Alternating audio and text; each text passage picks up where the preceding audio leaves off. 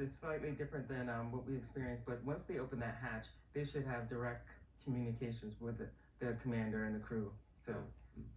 As we wait for them to put on the front porch and get our first look at the astronauts, we're told that's a few minutes away, getting that porch on. Joining us now is legendary actor William Shatner, who traveled to space on Blue Origin mission in 2021.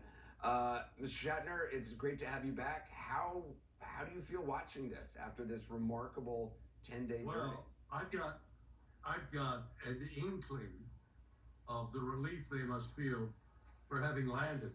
Although, you know, these guys, these people are explorers. They're Magellan. They relish and love this adventure and the challenge of their life and the possibility of ending their life.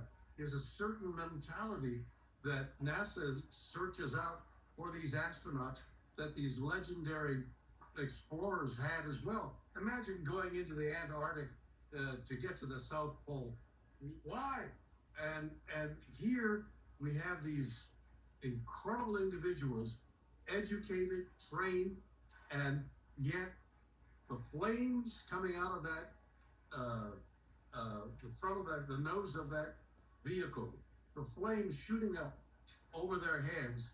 I don't know how anybody doesn't say, "Oh my Lord, what have I got myself into?"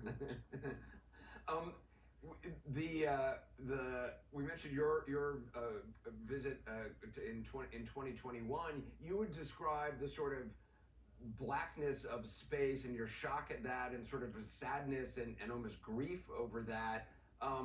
When you saw the images that Artemis 2, and that we're going to be seeing more of them, that Artemis 2 has sent of the moon and Earth, what did you make of that?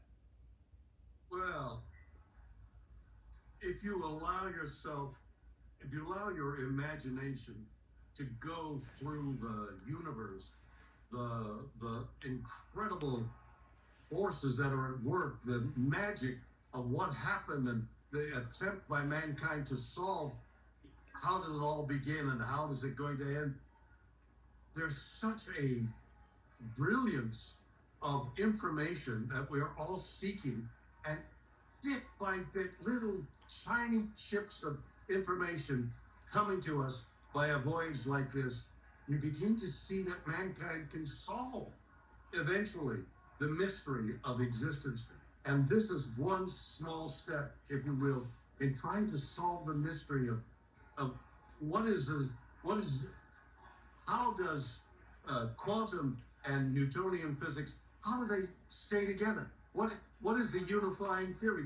We don't know yet how it unifies, but logic tells us it does unify. These are the beginning attempts, the way Magellan and Shackleton and all those explorers who went into the desert, went into nothing. They didn't know what was there and what would befall them. And some of them died on their way. Magellan died.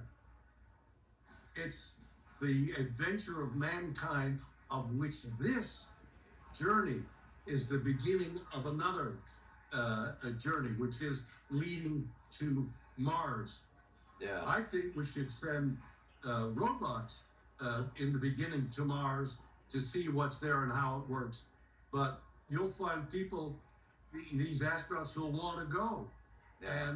And we've seen by their observation on the moon, on the dark side of the moon, that the human eyes are so much subtler than the instruments we have, that there's a value for humans to be in the vehicle. Yeah, to hear the astronauts' descriptions of the images that they are seeing with their naked eyes, even colors that don't get picked up on by camera. William Shatner, it is always a pleasure to talk to you. I appreciate it for the intergalactic wisdom. Is mine.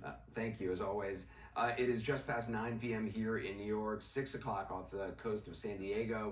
That is Integrity with the 4 Artemis 2 astronauts inside. They're waiting to be taken by helicopter to a recovery ship from a spacecraft, which is now acting as a small boat. It's a vessel with a lot of mileage on it now, certainly nearly 700,000 miles, a textbook splashdown to its name a bit less than an hour ago. Back here with Pete Montine, former astronaut Jeanette Epps, Mike Massimino as well. Jeanette, just kind of walk us through a little bit what